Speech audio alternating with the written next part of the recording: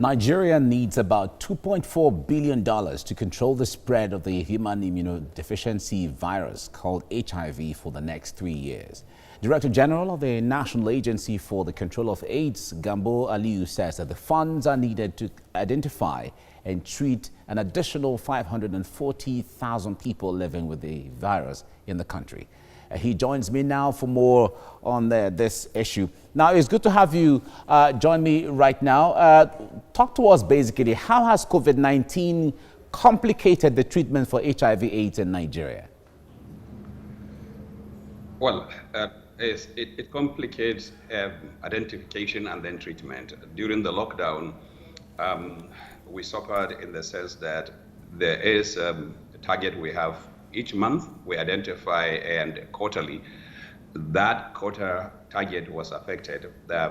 It dropped by about 20,000 individuals whom we should ordinarily identify and put on treatment, but we were not able to identify them and put on treatment because of the lockdown. All right, now about $2.4 billion is said from your report. You said that is needed to treat HIV for the next 2 years. Where is that money meant to come from? Is it from the federal government or is it from foreign partners? Well, it is interesting to know that greater part of the HIV response money come from external sources.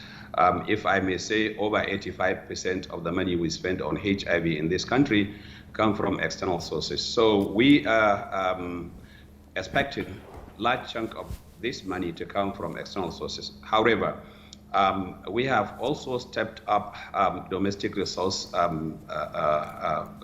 raising for HIV for the simple reason we know that as soon as we're able to control this epidemic to reach the 90-90 targets and 95-95-95, there will be discussion with the major donors, and we know some countries in the world that have started together with us some 15 years ago have reached that level now, and they are in that discussion. And that discussion is how do you sustain the epidemic going forward after controlling it. The control is to identify greater part of the individual, about 90% of them or more that have the disease or live with the disease, put them on life-saving treatment and ensure that HIV is kept within them. It doesn't leave them to affect other persons, as well as it also doesn't give them illnesses or appearances that will look bad.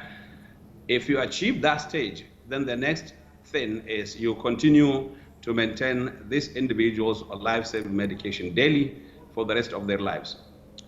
We are estimating by the time we are able to control HIV in Nigeria, we will have about 1.5 million people on life-saving medication, and maintaining those 1.5 million people on life-saving medication for the rest of their life is the challenge. All right, now let's talk about the issue of prevention. How much is your agency doing now to enlighten people? We remember 2 decades ago where we had massive campaign and enlightenment on all media, and every single platform was utilized. How much of that is going on now, and how aware are people when it comes to how to prevent HIV/AIDS? Yeah, it may interest you to know that our communities and societies are saturated in terms of when it comes to knowledge of HIV, knowledge of HIV transmission and prevention methods.